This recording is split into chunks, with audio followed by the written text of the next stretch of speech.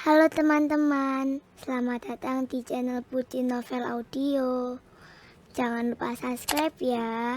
Terima kasih. Episode 35.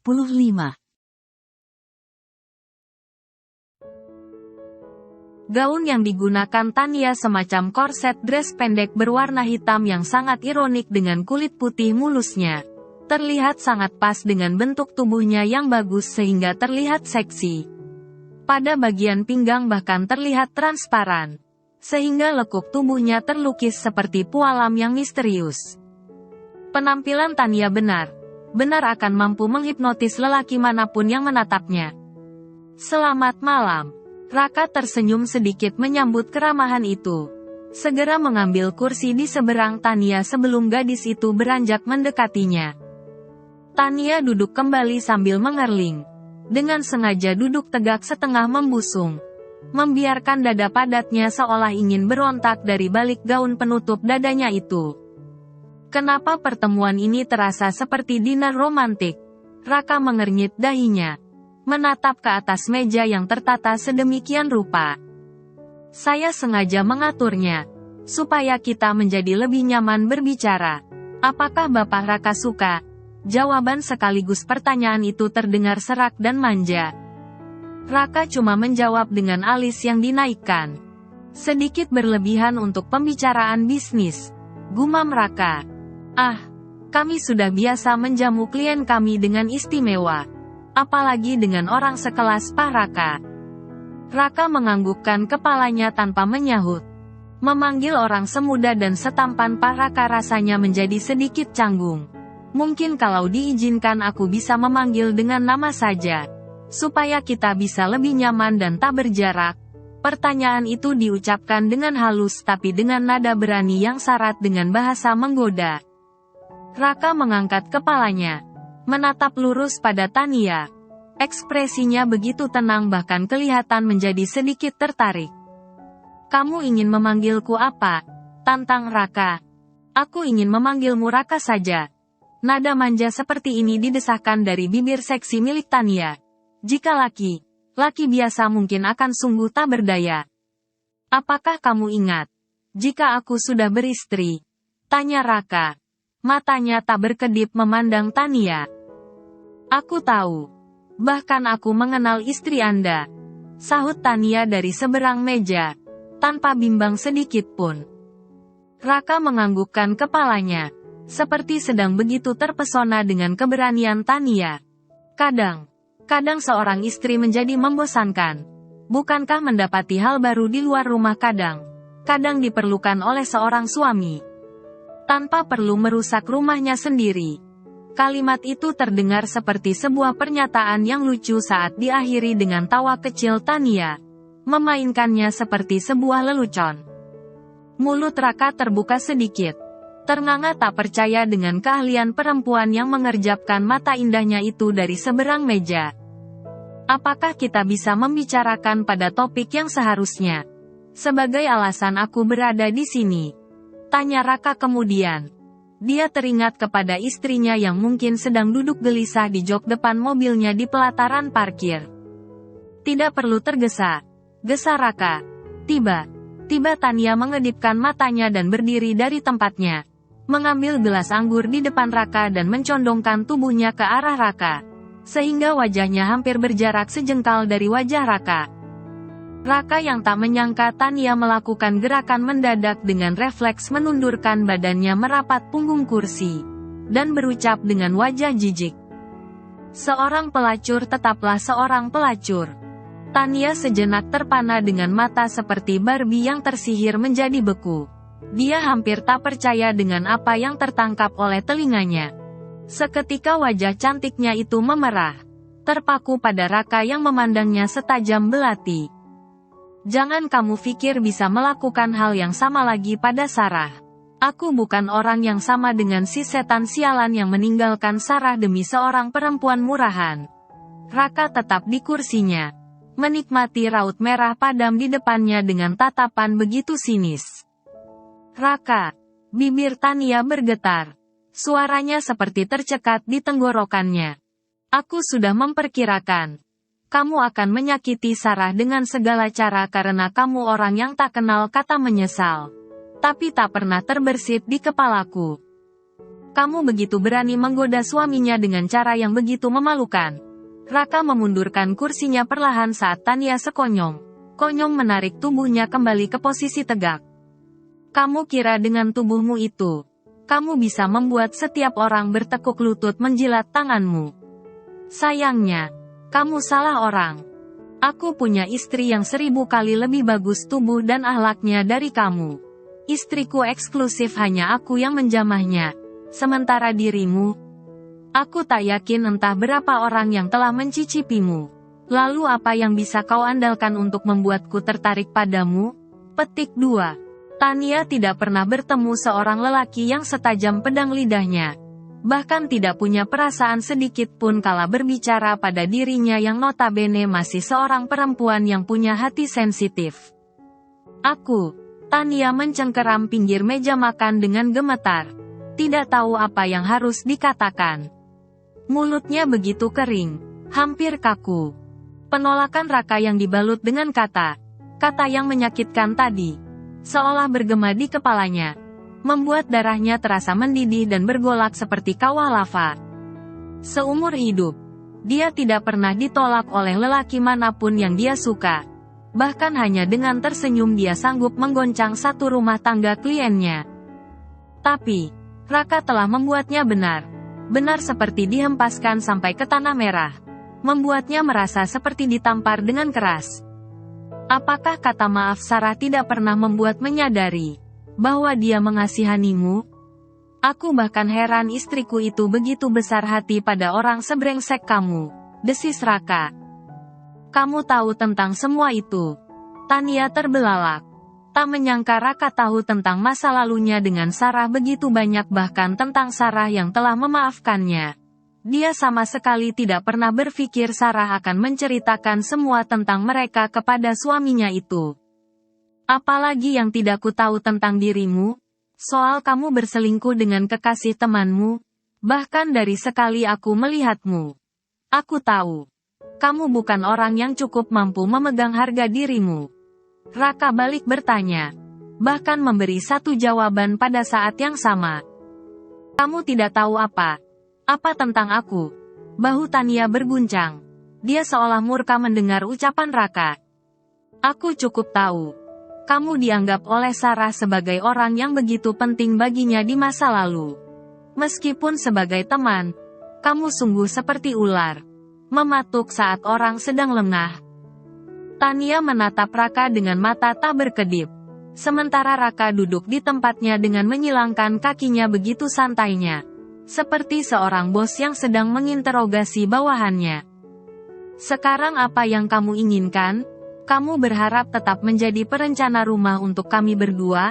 Aku rasa, meskipun istriku menginginkannya, aku sama sekali tak berminat lagi memakai jasamu. Raka menaikkan alisnya dengan bibir mencekung begitu rupa, seperti orang yang kehilangan selera. Tania merasakan dadanya berdegup sangat kencang seolah akan meledak.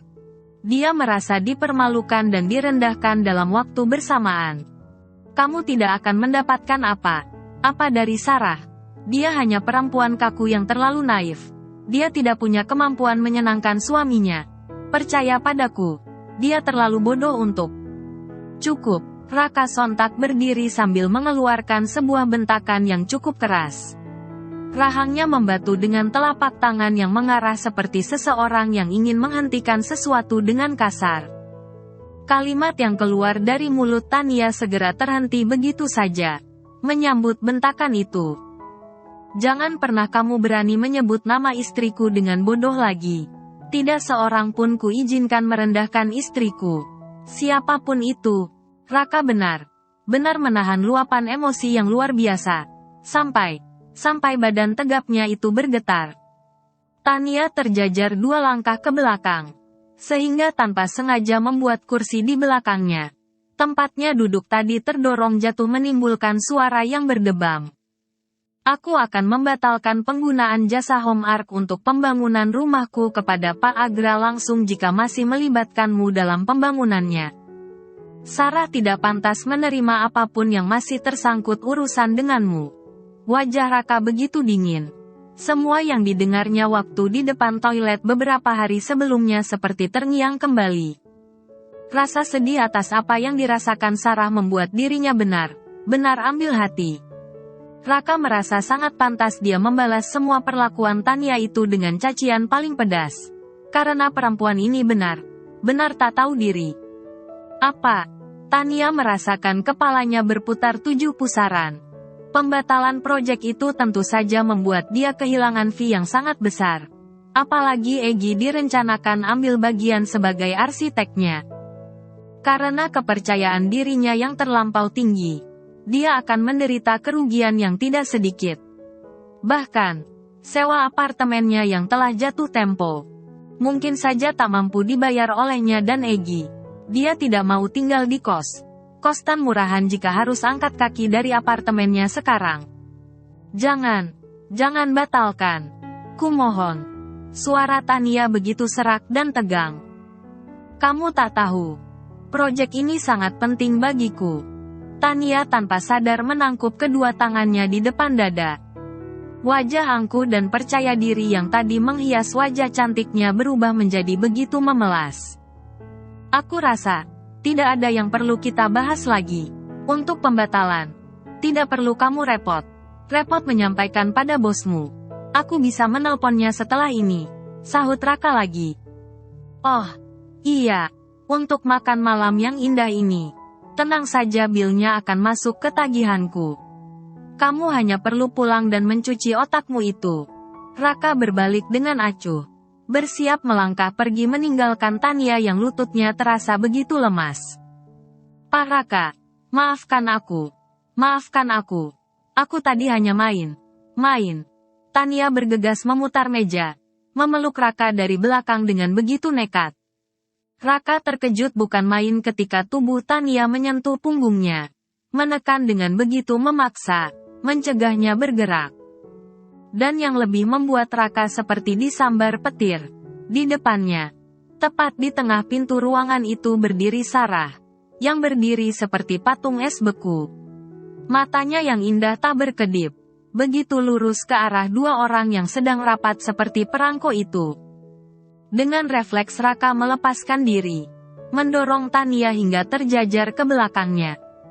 Sarah menatap Tania bukan hanya dengan tatapan sekedar dingin tapi sorotnya benar-benar menusuk. Dengan langkah lebar, tapi begitu tenang meskipun dadanya bergemuruh dalam amarah yang hampir tak lagi bisa dibendungnya. Dia maju ke depan. Tanpa menoleh melewati Raka yang tercengang menatapnya. Dia terpaku pada sosok Tania yang berdiri di belakang Raka dengan sebelah tangannya berpegangan erat di punggung sebuah kursi. Plak, sebuah tamparan di pipi Tania. Tanpa diduga dilayangkan oleh Sarah. Disambut suara Tania yang terpekik sambil memegang pipinya. Dia suamiku, tidak ada yang boleh menyentuhnya dengan kurang ajar. Ucap Sarah dengan suara begitu dingin. Plak. Sebuah tamparan yang lebih keras mendera pipi Tania yang lain. Membuat gadis itu terjengkang ke belakang. Untung tertahan oleh meja makan. Meskipun membuat suara yang ramai karena beberapa perabotan di atasnya bergeser. Tania terpekik untuk kedua kalinya. Kali ini tamparan itu lebih keras. Membuat sebagian wajah Tania merah nyaris membiru. Dengan 5 jari yang terlukis samar di pipinya. Dan ini untuk peringatan bagimu, bahwa aku tak akan tinggal diam lagi untuk orang yang mengganggu hidupku. Lanjutnya, benar tanpa ekspresi. Raka ternganga di tempatnya berdiri, melihat bagaimana perempuan yang begitu sabar dan hampir tak pernah sekalipun melawan ataupun menunjukkan amarah itu meluapkan perasaannya. Tania, mulai hari ini aku tidak mengenalmu lagi. Tamparan itu tadi menutup segala kenangan pertemanan bahkan permusuhan kita. Aku dan kamu. Bahkan jika berjumpa di lain waktu. Kita adalah dua orang asing. Sarah menatap Tania. Dengan hati yang marah sekaligus sedih. Bercampur aduk. Tania yang berusaha berdiri tegak. Dengan tangan memegang wajahnya. Terbelalak pada Sarah. Dia tak percaya seorang Sarah yang setahunnya lebih suka pasrah daripada ribut itu bersikap demikian kasar dan berani. Lakukan Sarah. Tania meringis sambil bersuara setengah membentak. Matanya memerah seperti orang yang hendak menangis. Seharusnya aku yang bertanya apa yang kamu lakukan? Berhentilah menjadi perusak hidup orang lain. Tak akan ada yang menghargaimu dengan benar jika kamu sendiri memberi label murahan pada dirimu sendiri. Suara Sarah terdengar datar dan penuh kasihan.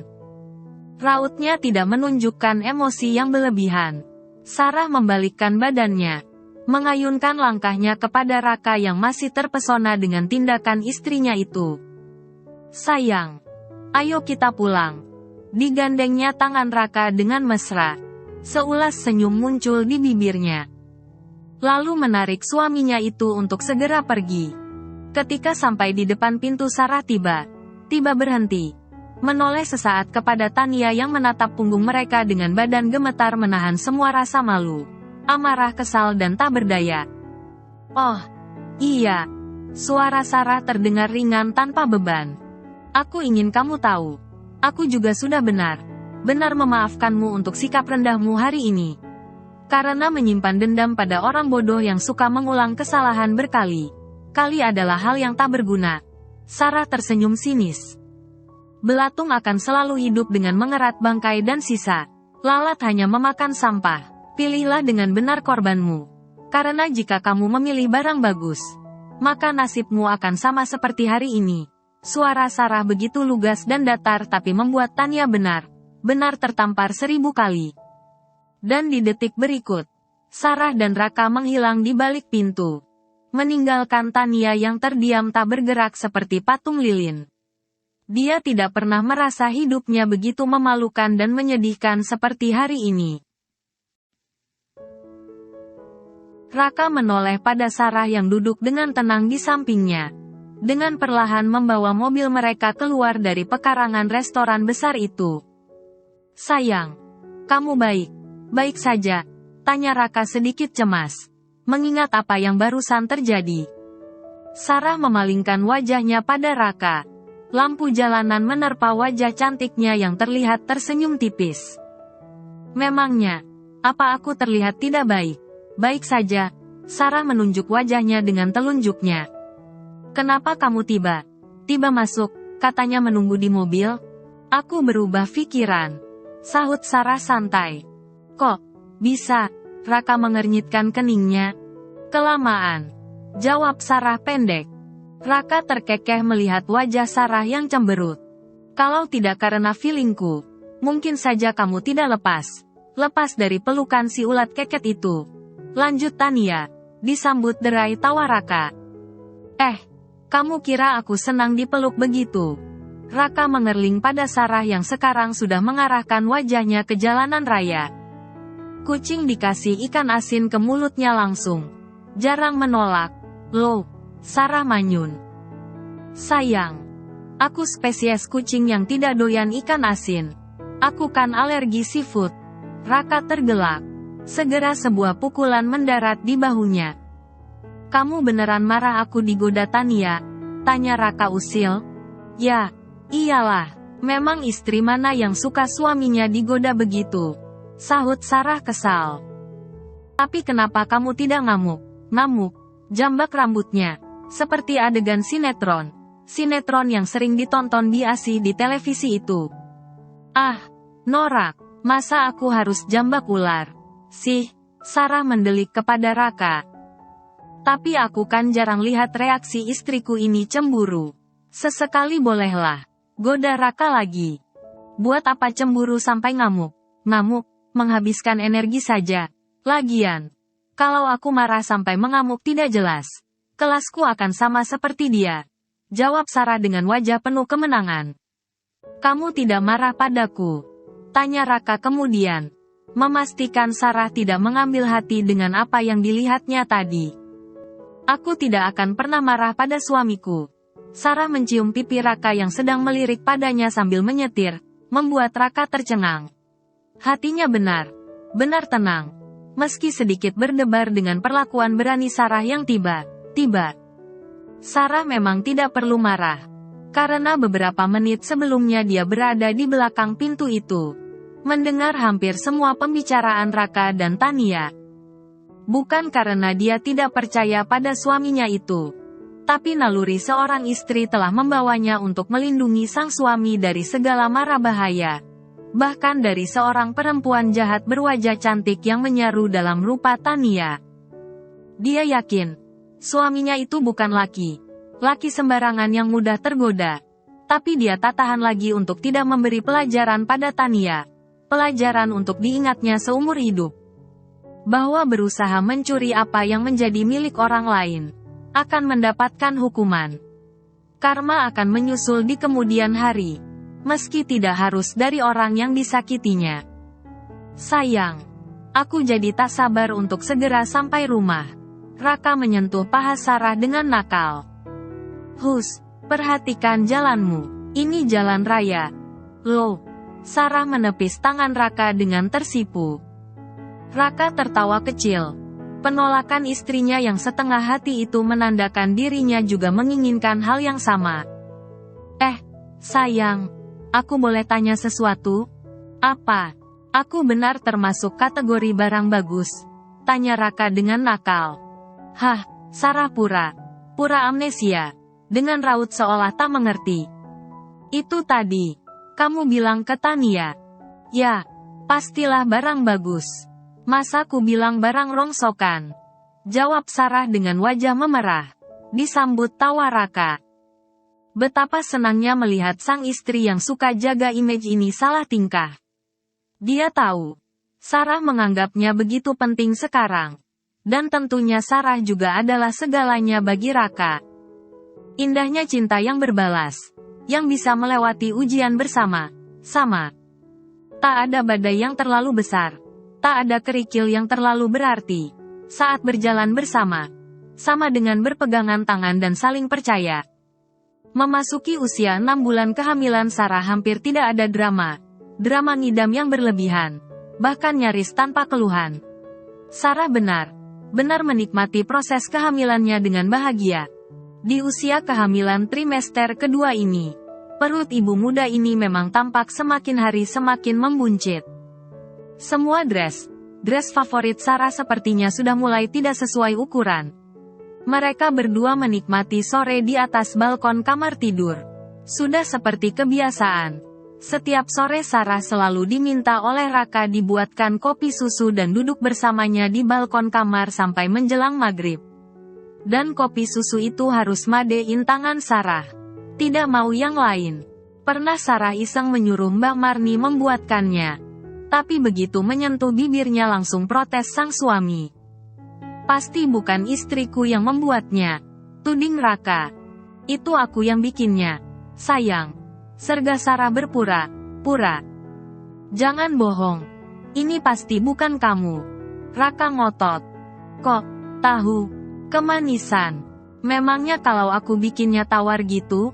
Kalau istriku yang bikinnya rasa pas. Kopinya tidak terlalu kental. Susunya tidak berlebihan. Tidak ada yang bisa menakarnya seperti itu. Dan kalimat sederhana seperti itu telah membuat Sarah rela membuat kopi susu untuk suaminya tanpa harus diminta lagi. Seorang istri kadang tidak perlu pujian cantik selangit atau sanjungan yang membuat semua bunga di pekarangan tetangga menjadi layu karena minder mendengarnya. Cukup dengan mengatakan minuman bikinan istrinya tiada duanya. Si suami akan dilayani seperti raja. Dan Raka tahu benar. Membeli senyuman sang istri tak perlu dengan uang sekoper. Cukup dengan menunjukkan rasa sayang. Istri cantiknya itu akan sumringah sepanjang hari. Oh, ya. Apa perlu ku pesankan baju? Baju New Arrivet dari satu brand ternama yang sering kamu pakai. Raka berhenti melihat ke layar ponselnya dan mengarahkan pandang ke wajah istrinya yang sedang menunduk kepadanya. Kalau model begitu, di butikku juga banyak. Jawab Sarah. Lalu, mau model baru? Bukan itu. Tapi aku harus beli baju yang extra large sepertinya. Sarah tersipu. Dia merasa malu dengan bentuk badannya yang mulai melar tidak jelas. Kamu mau kita belikan baju? baju model dasteran biasih. Raka terkekeh sambil mengelus perut istrinya yang membuncit di depan hidungnya. Memangnya badanku emah sekali ya sekarang. Sarah berhenti memainkan rambut Raka dengan sela jarinya. Pias wajahnya cemberut menatap sang suami. Meskipun badanmu sudah mirip emak, tetap saja kamu emak tercantik yang pernah aku lihat. Raka menjentikkan hidung Sarah, menikmati wajah masam sang istri yang malu mendengar ocehannya. Badanku tambah jelek, ya? Hei, siapa yang berani bilang badan istriku jelek? Badanku sekarang jadi mekar begini. Makanku juga tambah rakus. Pasti sudah terlihat jelek. Mekarnya cantik. Sayang, tenang saja. Kata orang, saat perempuan hamil, badannya jadi jelek.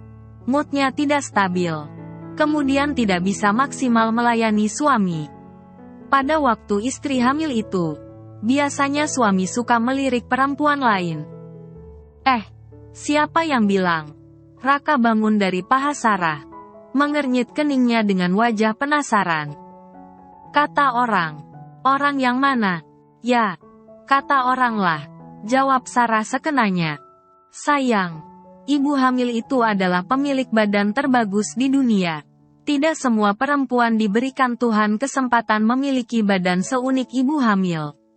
Jika ada suami yang berpaling pada perempuan lain saat sang istri sedang mengandung, artinya suaminya itu manusia kurang ajar dan tak tahu keindahan.